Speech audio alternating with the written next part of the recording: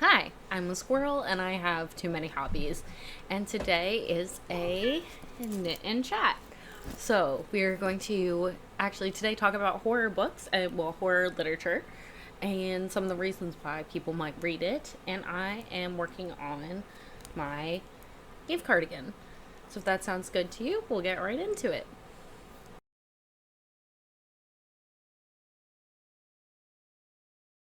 Co host Jackson is here, of course, and let's talk about what I'm wearing, because what I'm wearing is very pretty. Because, like, oh my goodness, the sleeves. Can we, a moment for the Morticia Adams of it all. This is the Love Magic sweater. Um, Note, this raglan detail is not in the pattern as written. I added this.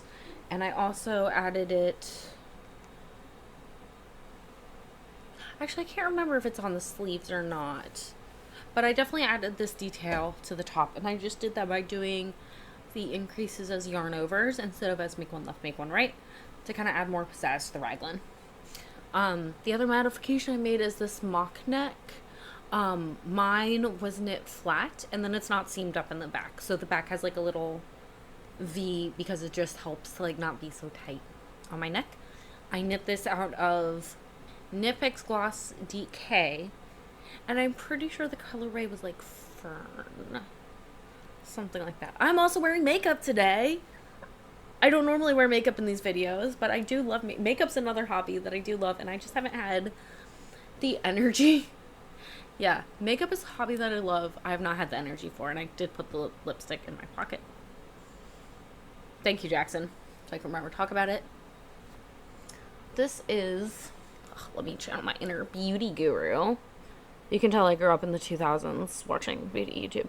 But this is the Black Milk Cosmetics, their liquid lipstick, and the shade Armageddon, which is a blackened berry merlot, and it's very sparkly and metallic.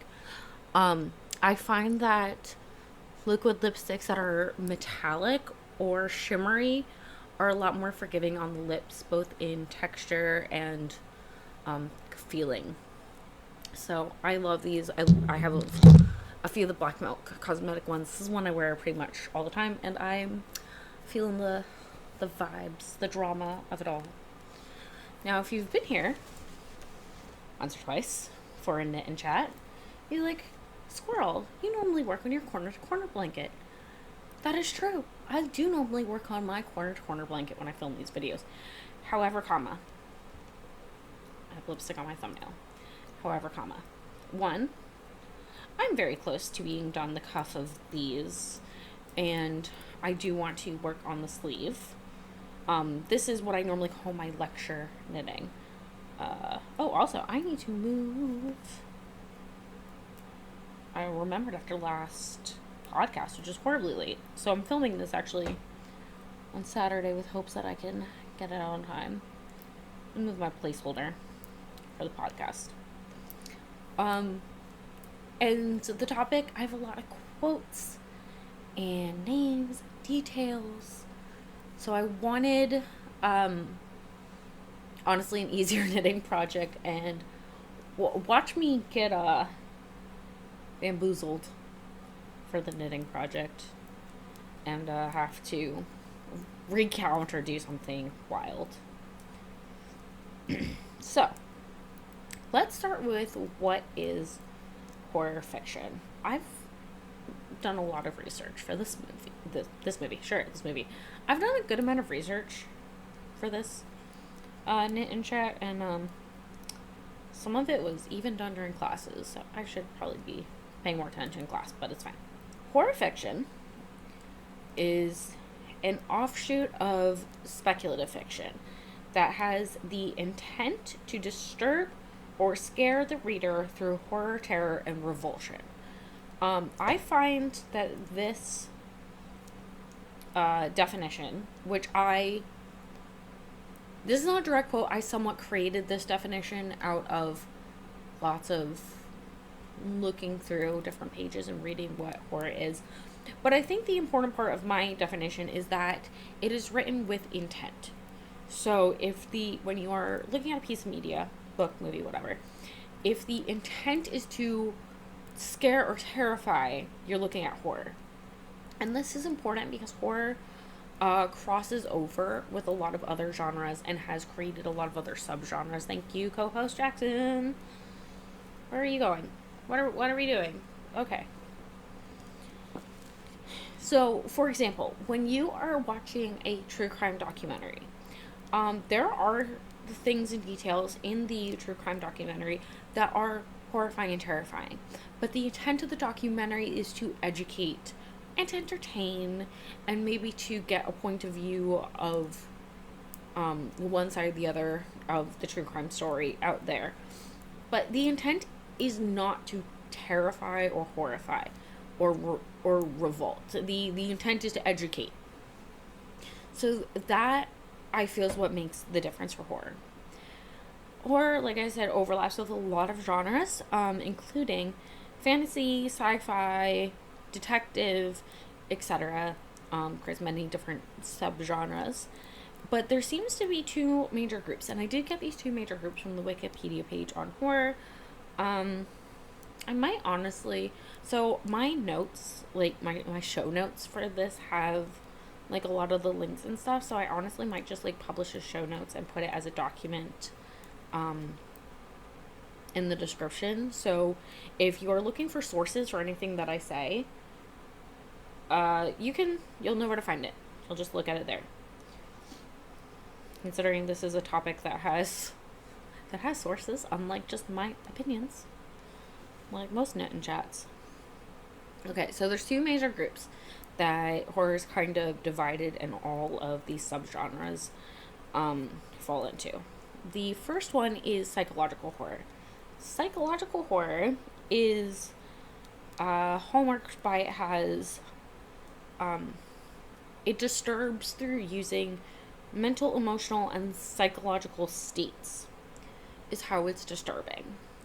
And I find, in my, years of reading horror fiction, that this psychological horror overlaps most with psychological thriller and crime novels. So if you want to think about the Hannibal Lecter novels like Red Dragon, they're about a serial killer, about Hannibal Lecter and other serial killers. There's a true crime, there's a detective story. So, going back, Hannibal Lecter, while it is a detective story, the intent of the writer is to disturb through the psychological states of the different characters. And then there's supernatural horror, which I feel like most people are almost more familiar with, like, seeing as horror. So supernatural horror has a supernatural element, just like psychological horror has a psychological element. Thank you, Jackson. And so it has a ghost, a monster, an alien, etc. involved. And I find that psychological horror is more fantastical than psychological. This is where we get our vampires, our werewolves, and I find that supernatural horror tends to overlap most with fantasy and sci-fi, specifically low fantasy. So we're kind of veering off, but low fantasy is like Buffy the Vampire Slayer. So it takes place in our world, but there is a supernatural element. So Buffy is the chosen one, there's vampires, etc., etc. This is different from high fantasy, which would be like Lord of the Rings, Game of Thrones, where it's in an entirely different realm than our realm. I don't know if I read it somewhere, but I have kind of considered books like J.K. Rowling is a TERF, but books like Harry Potter, where it's half in our world and then half not. Like, we could really think of Hogwarts as like its own realm, and the magical world is its own realm. realm. So books like that, or the Abhorsen series by Garth Nix, or the Old Wall series by Garth Nix, where like half is kind of in a realm more like ours. It's not exactly like ours, but it's more like ours, and then half is a magical realm. I kind of consider those almost like middle fantasy, because you have The Magicians by Liev Grossman. Same thing. You have this play. Oh god, Narnia. Narnia is the one that's like the most common. Yeah, Narnia, The Magicians, etc. Those are like middle fantasy, because you have elements of the story on like each in our world and not in our world. People might fight me on that, which is fine, because honestly, I am not a literary critic. And so it's my opinion. Okay. So, I did find a really good quote for this, and this is from the Wikipedia page on horror fiction, which is literary historian J.A. Colden in 1984 defined the horror story as a piece of fiction and prose of variable length, which shocks or perhaps even frightens the reader, or perhaps induces a feeling of repulsion or loathing. So we see in this quote, we have the intent of like to shock or frighten, which would be what I said to like horror. And then the feeling of repulsion or loathing, those are also kind of like terror and revulsion. So why would someone read horror? Like, we've talked about the definition, and honestly, people are like, well, why did you read that? Why is that fun? Why is that entertaining? Why is that fun? And so first I kind of had my own reasons, and then I found some actual, like, research reasons. So, the first reason that I thought was of why I read horror fiction, and this might be kind of like why I read it, is it allows a safe space to explore fears. Like, the world is a frightening place. The world is a scary place. So horror fiction, which has a conclusion, it has a resolution to it, you can kind of explore and poke at those fears, but it's a book, it's a movie. You can put it down, and at the end of the day, you're not the one being chased by the zombie or the werewolf. And I found a quote by Lou Morgan, and he wrote this was published in The Guardian in 2015, in Why Do We Read Scary Books? And he writes, stories that frighten us or unsettle us, not just horror stories, but ones that make us uncomfortable or that strike a chord somewhere deep inside, give us the means to explore the things that scare us. But only as far as our imaginations and our experiences allow. They keep us safe while letting us imagine that we're in peril. Which is pretty succinct way of putting it. The next reason I thought of is that, like most fiction, horror offers a way to critique social values. And when I first thought of this, I was really thinking of the Jordan Peele movies like Out and Us. Get Out, that's what it is, not called Out. It's Get Out and Us. His horror stories have a lot to do with the Black experience in America. As a very white, very pasty human, I can kind of relate to his experience, because I've grown up as a minority as well, and intersectionality. But I do know that his stories really resonate with Black American audiences, which have kind of been forgotten about horror. I'm kind of like there's a whole thing like the black guy dies first and stuff. It's kind of the horrible trope from the 80s. So it's kind of that reclaiming and telling those different stories. And then I did find a quote by Tylen K. Johnson in Medium that was on fear, social justice, and horror. I'm unsure of Thailand's pronouns. I am so sorry. Anyway, Thailand writes, the horror we consume gives us the ability to reflect on the reality we exist in, which humans are at once a godsend and the devil incarnate. To that end, horror has become a tool for re-examining the social justice issues affecting our society and offering a compelling perspective, and it's important to highlight how it does so. Which this is not a new concept. A lot of people have commented, it's kind of known that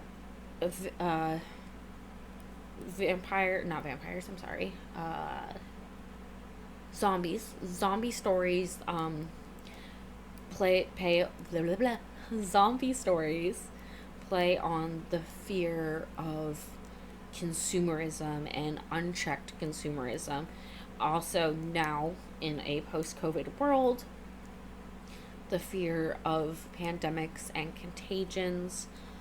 Vampires have always been kind of used as a way to tell stories about queerness and also the sense of unbelonging and becoming, and the whole creature of the night thing, especially in the 80s, coming out of the AIDS epidemic that just decimated the community.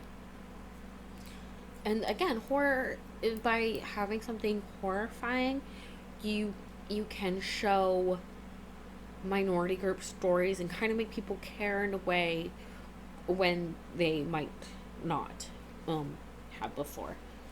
Of course, this is kind of meaning that people are going to your movie and interpreting it with a critical lens and with a with a social justice lens, which not all people are doing. That was worded badly. Okay. Oh, this is gonna be hell to edit. Good thing I'm filming early. Okay, so if you're going to have a social justice message, people do not always receive that social justice message.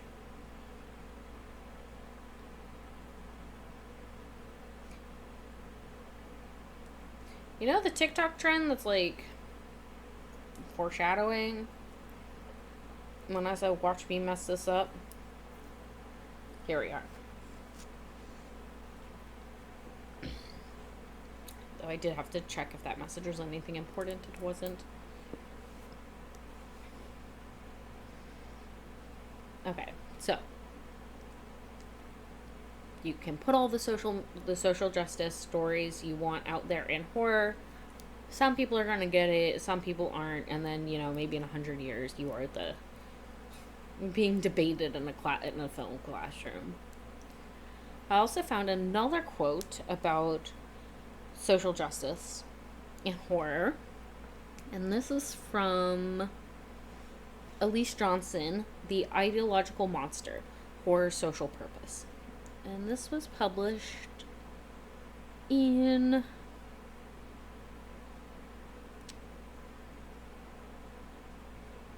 it was published in a university paper, and of course I didn't write down the university, but I will have it all linked, and you'll be able to see my crazy outline, all the quotes that I've pulled, and all the links to the direct quotes, so you can read all of these really cool articles I ended up reading. Anyway, Elise writes, moreover, this depiction of monstrosity can play an important role in addressing and eliminating these systems, as horror can engage critical self-reflection in the audience.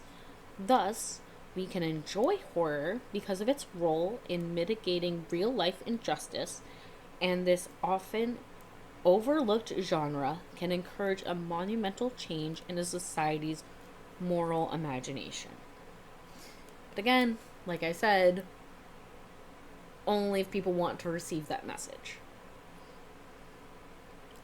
So the next reason, and this kind of dovetails with the first, but everyone has with horror giving a place to explore fears, is that everyone has fears, and ignoring them won't go away. And I did find an interesting article that talks about the 5 types of fears, and kind of boiling down all fears into like these 5 like big categories. It's very interesting, and honestly, I might go through like the 5 categories and actually try and assign horror books to them. But that would be another video for another day. I also found research about the 3 different types of horror watchers. This, where I got this from was, oh, did I not write down? Okay, 3 types of horror watchers. Let me go to the article.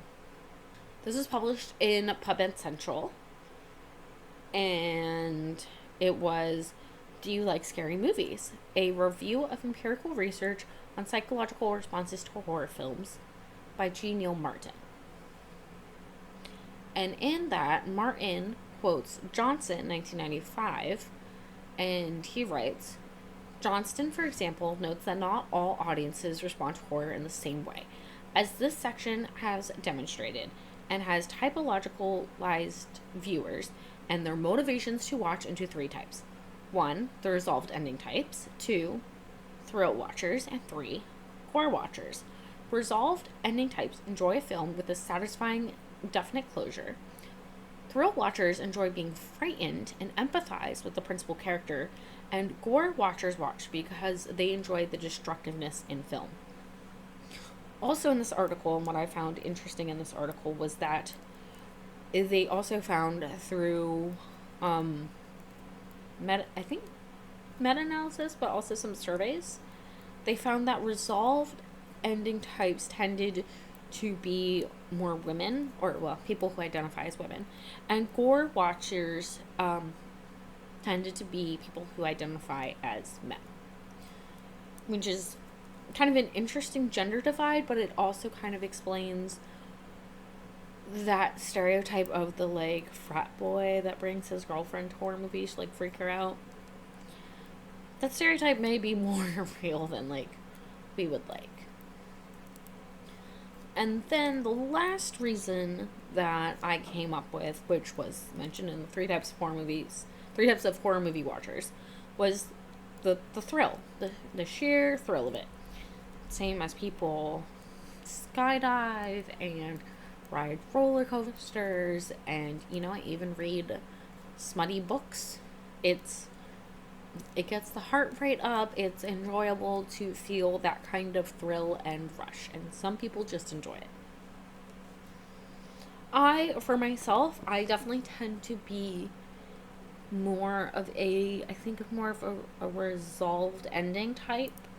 Not so much in horror. I don't mind horror when it's kind of open-ended and creepy, but definitely when I'm watching more like detective and even true crime content, I do like there to be a clear ending. That's what makes shows like CSI very satisfying, is, you know, there's a crime, you do all the steps, and at the end the killer is caught and justice prevails. Woo.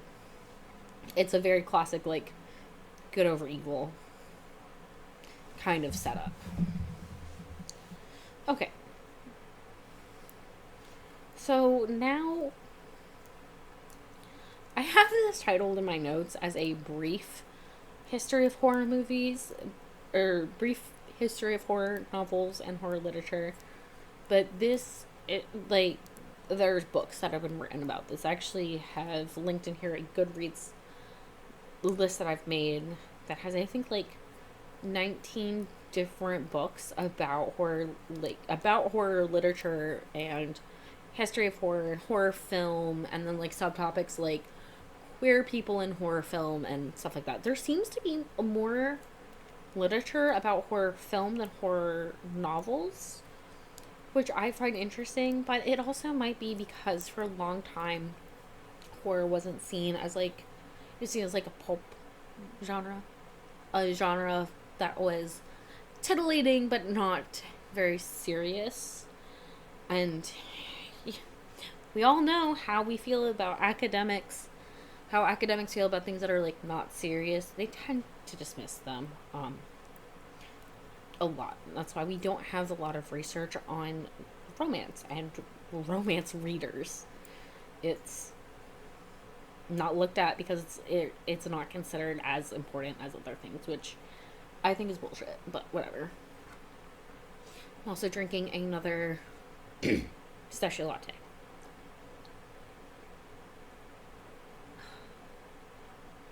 I'm so excited for this pistachio latte because my coffee pot was making awful tasting coffee, and I've cleaned it out and I've run through a million clean cycles, and the coffee is finally tasting good, and I'm so excited. I will say I do consider getting red wine for this video, but I have other stuff to do today and I have the cipher exam, so coffee it is. Okay, history of horror. Now, a lot of this older stuff, because, and I don't know why, and this question's just coming to me, maybe someone in the audience does, but I don't really know why stuff. Oh wait, no, I answered my. Okay, I think I answered my own question, so I'm going to ask the question and then I'm going to give you the answer I think just based on my own experience. So I was saying, like, I don't know why things were written in poems instead of like in prose format very early on, and then I remembered that people were not literacy was not a thing. It was a thing among. Ow, Jackson! Ow, ow, ow, ow, ow, ow, ow! Your claws, they hurt. You hurt. I love you, but your clawsies hurt. Okay. Literacy, not widespread. So if you wrote a poem in a pattern that was easy to repeat with alliteration, it's probably more likely to be remembered and performed. And the act of like sitting here like hallucinating at a piece of paper is kind of newer. So that's probably why a lot of this early stuff we're going to talk about is actually written in verse, which I know I just read one quote where it's like horrors in prose, but I'm pretty sure there's some horror poetry books that are written in verse, and there's definitely older ones. So a lot of this also comes from the Wikipedia horror page. So it has roots in mythology and folklore, and we can even see that in a lot of myths that have a lot of these kind of supernatural elements and the afterlife and death and dying and spirits. For example, oh, I forget the name, and that's gonna bother me because I love it. It's the Greek myth where she dies and her lover goes after her and he can't look back, and he does look back and she's sucked back into well, Hades agrees to have her leave as long as Euphrates, I think, doesn't look back, and of course he does, and then she's lost to him. So there's that. There's a lot of stories about traveling to the underworld and heroes doing different things in order to gain power. Revelations in the Bible has a lot of horror things as well, with everything about like the literal end of the world and fire and brimstone. Revelations is pretty terrifying, honestly, when you read it. And then we have the ancient Greeks and Romans, and I found that Pithy the Younger wrote this story about Athenodorus Cananits, which honestly looks to me like Athens and Canaan. But whatever, this guy, he bought a haunted house. And he bought this house because it was hella cheap. You know? I can relate. You buy a house, it's hella cheap. But there was an unmarked grave in the courtyard, which no one knew about, and the ghost is like wrecking his life. And he eventually resolves this by digging up the unmarked grave and giving it this person the rights that they needed. Around the same time, Plutarch wrote about a spirit of a murderer who was in a bathhouse and was like terrifying all the people that went to the bathhouse. And then we had, so we can see the ancient Greeks and Romans were like in their horror stories. And both of those, I'm pretty sure I've read a book that's like a haunted house with like a grave and stuff. Must have. So then I kind of skipped forward because a lot of the other stuff wasn't as relevant. It was more just kind of like more mythology and stuff like that. So then in the 1200s, which is the Middle Ages, we do have stories being commissioned for entertainment. Now, it is important to note that these were not written with the intent to scare. They were entertaining and they had a moral to them. But I still found that these stories had themes that we often read about today in horror films. We read about today in horror books and watch in horror films. So there was this one story that was written in Old French. It's a poem. It's called Bisclaveret,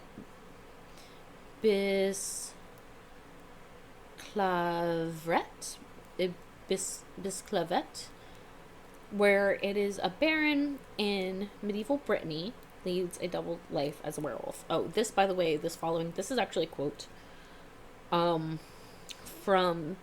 medievalhistory.info, werewolves in medieval Europe. This following is a direct quote from there.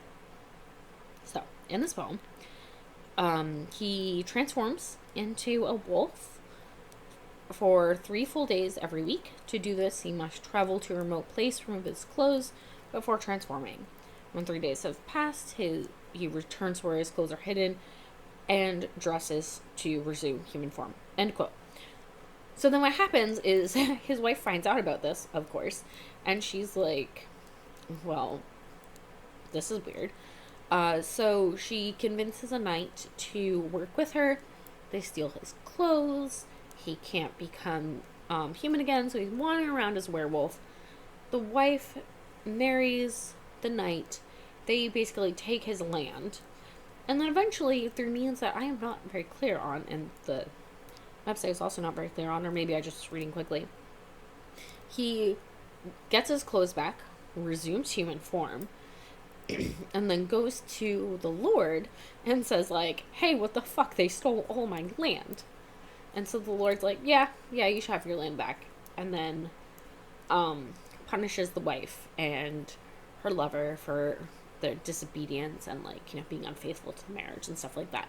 So you can see it's telling a moral, but we also have themes of, like, betrayal and, dude, homeboy's a werewolf, You can tell me that was a Anita Blake book and I'd believe you. And there were a few others of these, like, apparently a lot of people are telling werewolf stories. And this Werewolves in Medieval Europe page does cite the fact that there were a lot of wolf attacks at this time and that were destroying livestock and killing tons and tons of people. So it would explain it, because this would be a fear and people would be having about the wolf attacks and kind of explaining or humanizing them through these poems. Oof.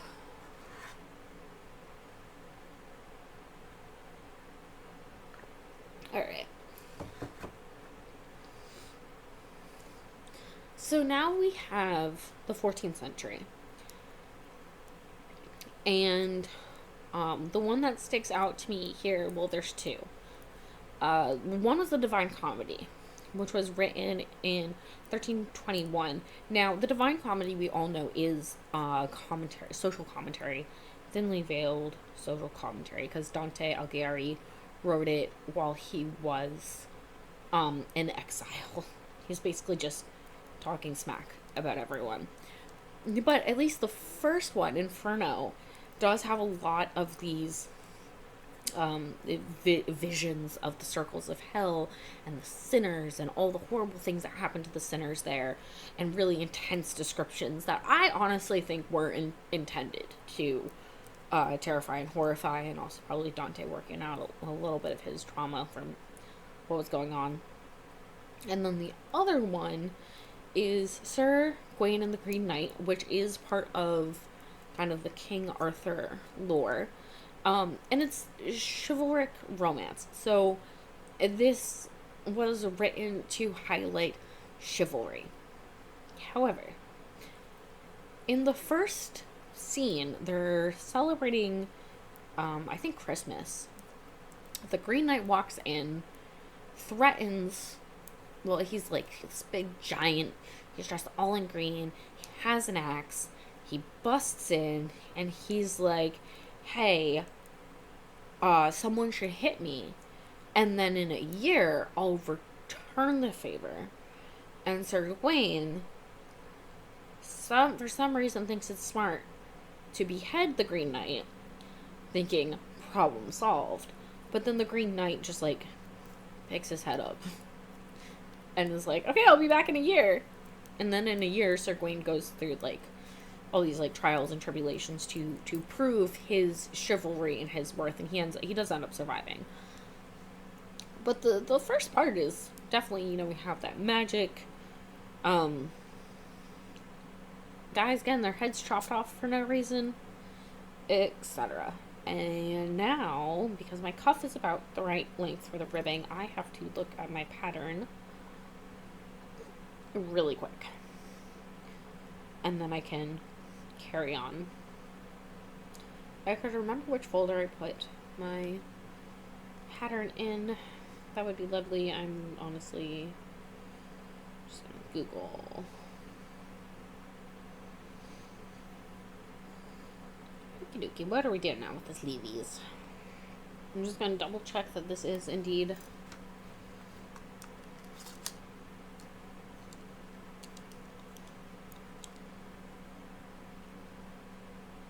okay, so a little bit longer than 2 inches, which is what I wanted. Very good. Okay. You know, I'm gonna read this through, because do I work these? I don't know if I work, okay. Okay, so left and right sleeves are worked identically. Okay, so we're doing everything the same until we get to the top. Okay, cool. Cool.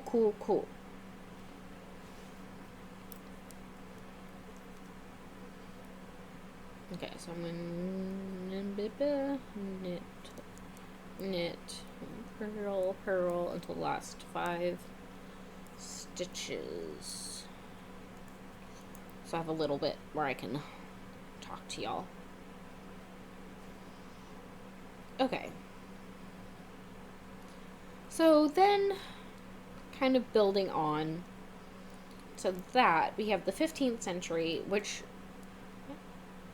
the one thing I found interesting about the 15th century was when I was reading kind of what the stories were being written about, is it had like true crime vibes, because there were stories about Elizabeth Bathory and Vlad the Impaler and like the guy that inspired Bluebeard and like literal serial killers. So people have always been liking serial killers, I guess. That's been a theme. But then we get into where horror really becomes what we consider horror today. And that is with Gothic literature. And when you read books about horror literature, most people are going to say that the Gothic is like the start of horror as we know it and understand it, and writing for this purpose of frightening. This is where it starts. Now, the Gothics didn't come out of nowhere. They started out, oh, hang on, let me count.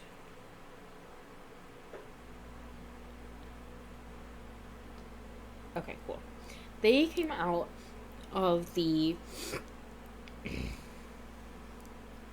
They came out of the romantic.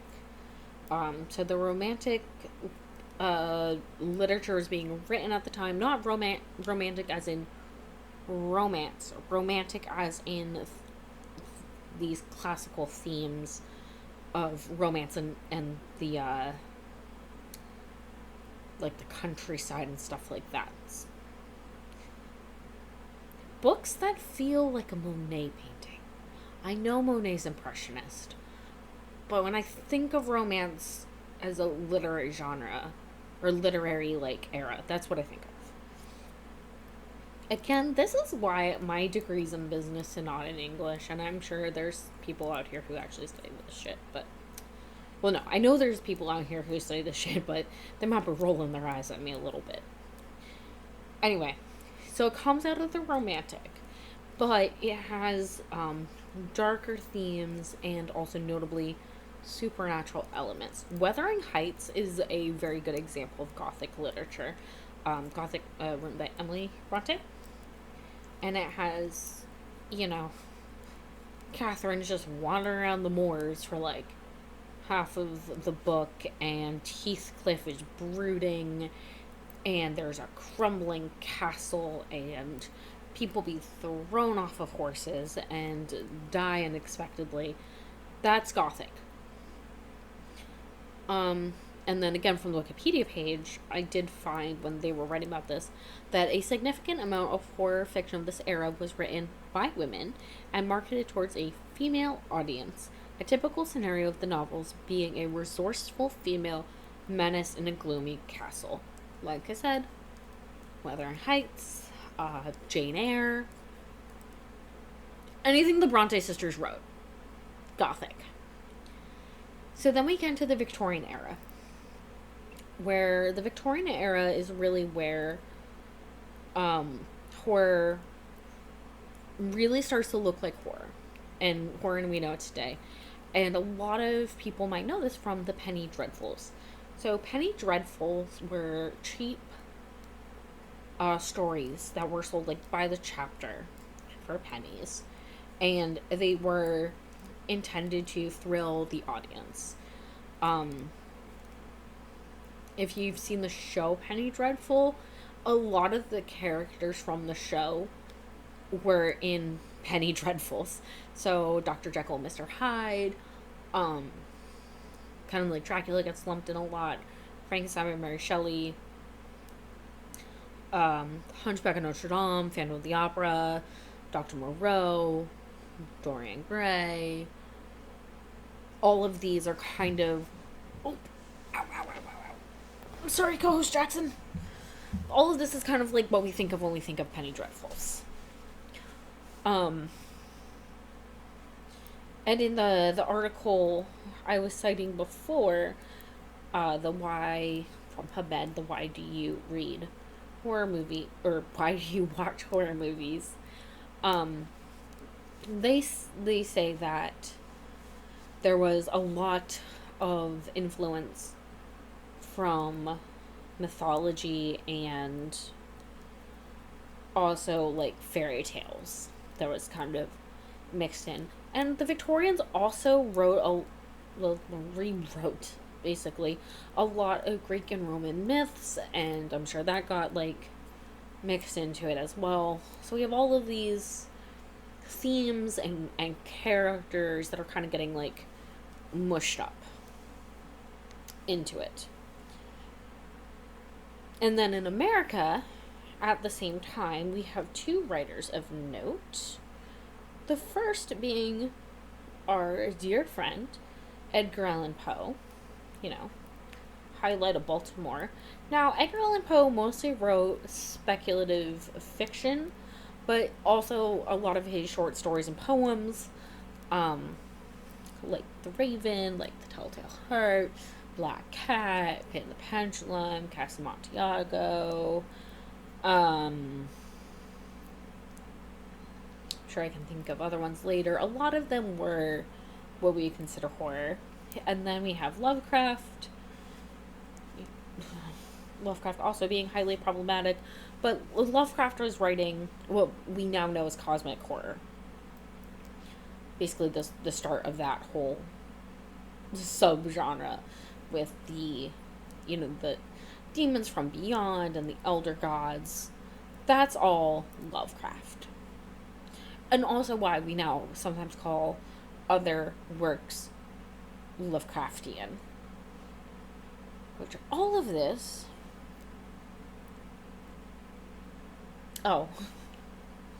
I can't read. Okay. So, 1, 2, row 1. Oh, I see. We're just making one. Okay. I see. Yeah. Okay, so as an aside for knitting, well, there's my needle. Come back, please. So, as an aside for knitting, when you're doing make one right, make one left, I always think of I'll be right back. So when you're making one right, you want to put your needle through the back of the stitch and then knit it in the front. And then when you're doing the left, you do the opposite and you put it in the front of the stitch and then knit it twisted or through the back. So you're always like kind of twisting your stitches, and that creates like shortens your risk of having a hole in your make one left and right. It took me forever to figure that out. Okay, so now out of the Victorians, we are going to hop, skip, and jump to the 20th century. And we're going to hop, skip, and jump to the 1950s and 60s. I did try and find out if people were writing horror around World War I and II. I couldn't find anything definitive. There is a book I've been meaning that I did find that talks about the Great War and horror. I couldn't find anything really, really awesome. But so we're just going to skip to the 1950s. Now, in the 1950s and 60s, they're similar to the Penny Dreadfuls. There is detective stories and there's like pulp stories.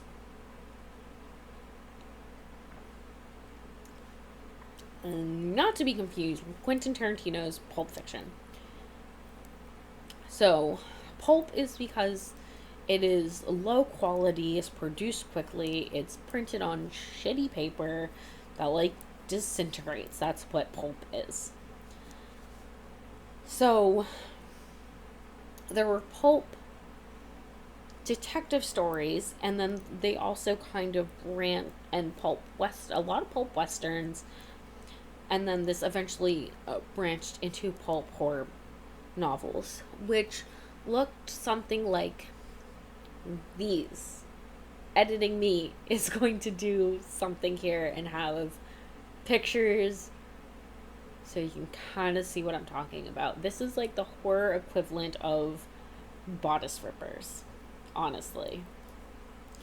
So this is what horror looked like in the 50s and 60s. But out of that craziness, in the 70s and 80s, there became books that became wildly popular, and movies are wildly popular, and this was kind of like the golden age of horror, a lot of people will say. So like we got heavy hitters in here.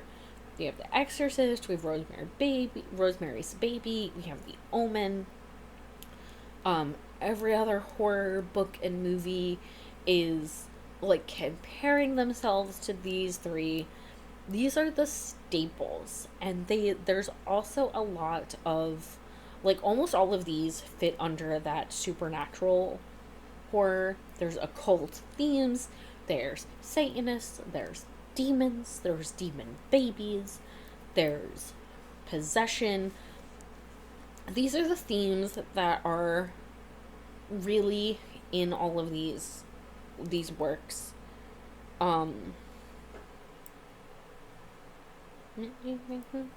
Okay. and into the 80s. And as we know, in the 80s, there's the satanic panic, where people lost their minds for a lot of reasons, but they went after things like D&D and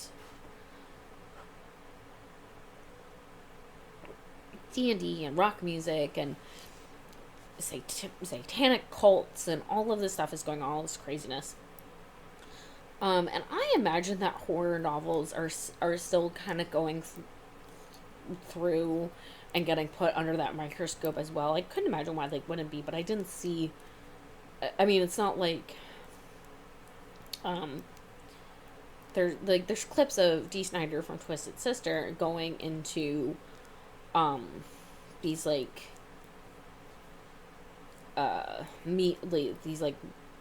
congressional hearings and talking about the music and saying people are freaking overreacting.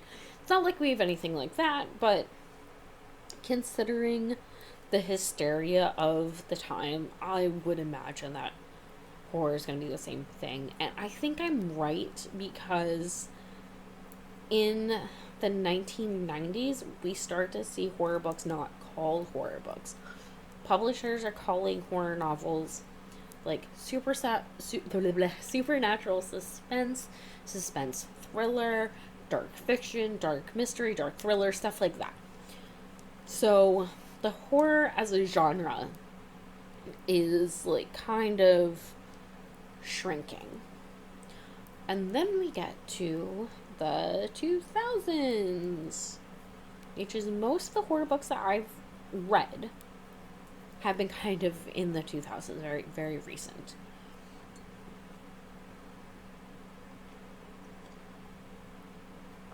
So, in the 2000s, like everything, we have online communities. And online communities really change how things are.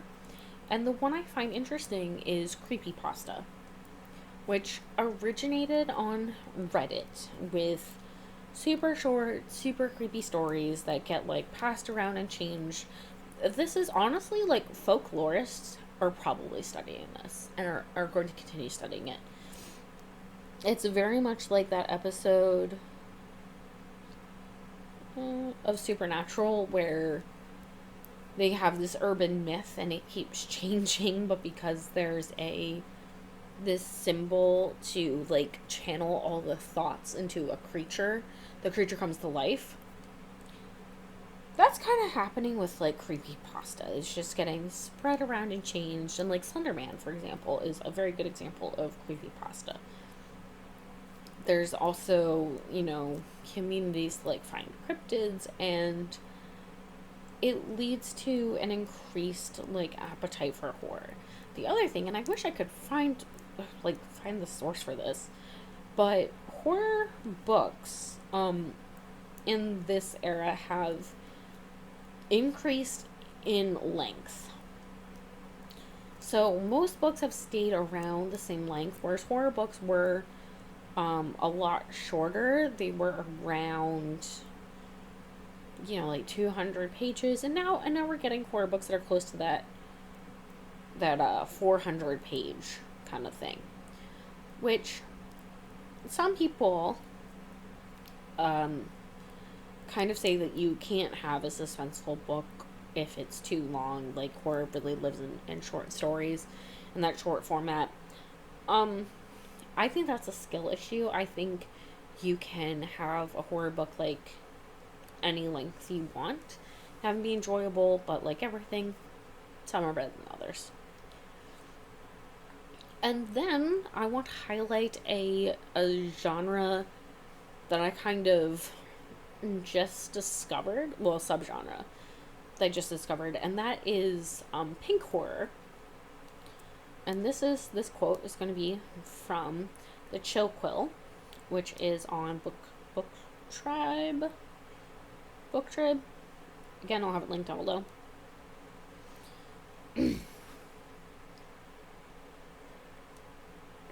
So this one is, as a subgenre, pink horror focuses on women's issues and women's stories in a direct response to misogyny, social pressures on the construct of womanhood, and the historical and systematic silencing of women's voices in horror. So this, relates to a lot of things that I've been talking about. So, exploring fears, exploring societal pressures, social justice, the oppressed having a voice in a different way.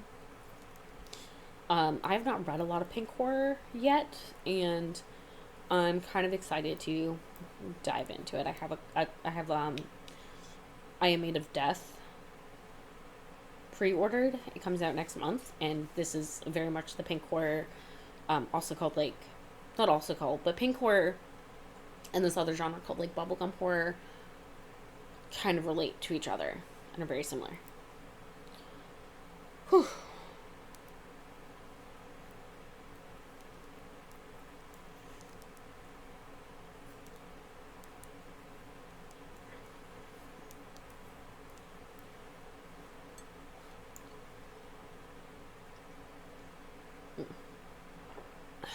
Alright, I was talking so long, I need to give myself a break. So that is the end of my notes. Kind of covering why people read horror and kind of the background, origin of horror. And a little bit about why I read horror. And I haven't really talked about any specific horror books through any of this, or specific horror. Ooh, crap, I need to double check I'm doing the right thing in this pattern. Hang on, hold please. Okay, yes, I am. Okay, so that is a lot. I have been talking for, like I said,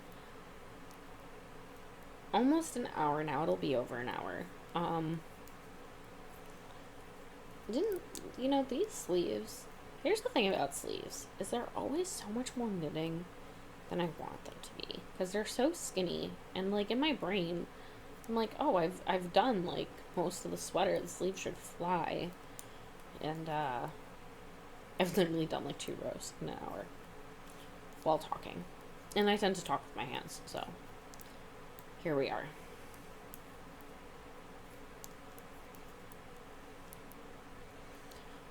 Okay, so let me think, because that's really the end of my notes. I didn't get into genres at all, and I'm kind of thinking I'm going to talk about, like I said, I'm going to do another video where I'm going to talk about genres, specific genres, and the 5 types of fears, and kind of link them together. But I don't want to, say you get to the end of this video and you're like, darn, I really want to read a horror book now. And I don't know where to start. So first thing I'll say is, because horror has a lot of subgenres, didn't even get into, but because it has a lot of subgenres, I would say if you want to start reading horror and spooky books in general, kind of look at the genres that you like already and find the horror part of that. So do you like comedy? Do you like drama? Do you like thriller? Do you find the aspect of what you're already reading that you like, and then find the horror subgenre that connects to it. I will say I tend to read gothic horror. I read a lot of vampires. I read a lot of mysteries and thrillers. So that's kind of the genres I'm working in. But I'm just gonna go through my honestly on Goodreads, I'm gonna go through my read list. I'm gonna kind of see some good horror. Okay, so the first one I found that I have 5 stars is I Was a Teenage Slasher by Stephen Graham Jones. This is a book I've read last year. I really enjoyed it. It's it's campy and that it's about a slasher. It's also like more of that supernatural. I really enjoyed it. I thought it was a lot of fun. Horror movie by Paul Tremblay. Same thing. Campy, very meta. Because it's talking about like making a horror movie and the horror movie kind of being lost. Love that one. The House That Horror Built by Christina Henry. I've read other Christina Henry books. I really like her writing. This one was more a little bit supernatural because there's a ghost, but a lot more. Again, that meta kind of talk about like horror movies and the people involved in horror movies. Murder Road by Simone St. James was super fun. It really, even though it was a couple in the book and not brothers, it really reminded me in a lot of ways of like season 1 Supernatural. I absolutely loved it.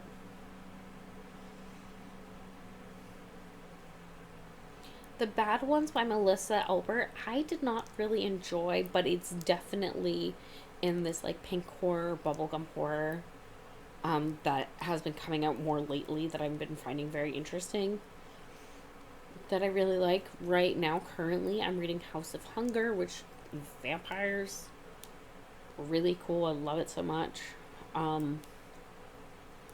It's an interesting take on vampires, and as a history nerd, I'm giggling because the main like vampire's name is kind of a play on Elizabeth Bathory, and she has all these like young women that she's bleeding dry for her health, which is very much the story of Elizabeth Bathory, that she was like killing virgins and bathing in their blood.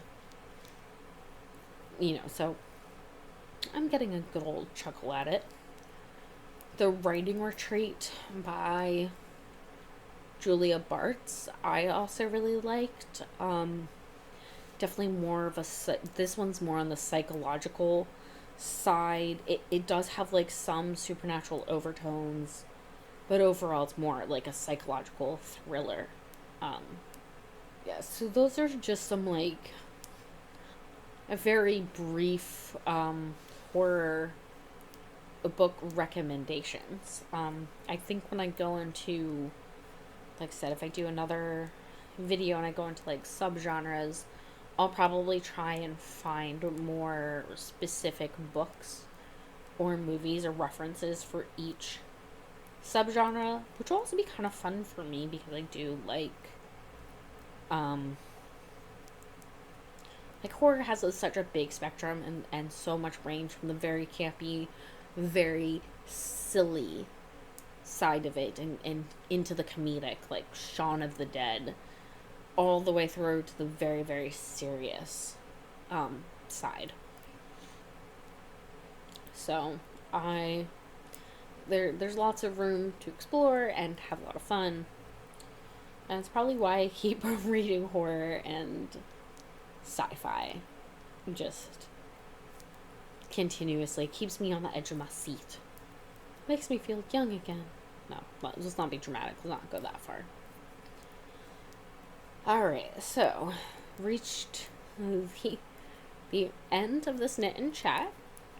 I hope you got some work done on whatever project you're working on. And do you like horror novels or even mystery or thriller novels, the very closely related kind of sister genres there? Do you not like them at all? Do you read something completely different? What are you reading now? Let me know in the comments, because my Goodreads to read list has over 600 books, so obviously I need to put more books on there. And with that, I hope you have a great rest of your day. Please like and subscribe and all the YouTuber things that I'm supposed to ask you to do. And I will see you next week with a podcast episode. That's supposed to be next. Okay, so after this, we're going to have a podcast episode where you can really see all the work that I'm putting in on this sweater. And then let me look at my calendar. Yep, so we have you're finishing episode 5, and then after that, the next knit and chat is going to be about oracle cards and kind of how they're different from tarot cards, how to use them with tarot cards, why people might use them one over the other, stuff like that. So that'll be, again, less me reading and quoting and more just kind of like my opinions, and I'll pull out some of my oracle decks and we'll have a good talk about them. All right. So now we're definitely at the end. More coffee. Which is good because I'm at the end of my coffee. So I'm going to have to make another one. And I hope you have a great rest of your day or night, wherever it is, and that your knitting is going well. And you don't want to throw it against a wall, because sometimes I want to throw my knitting against a wall. Alright, have a good one. Bye.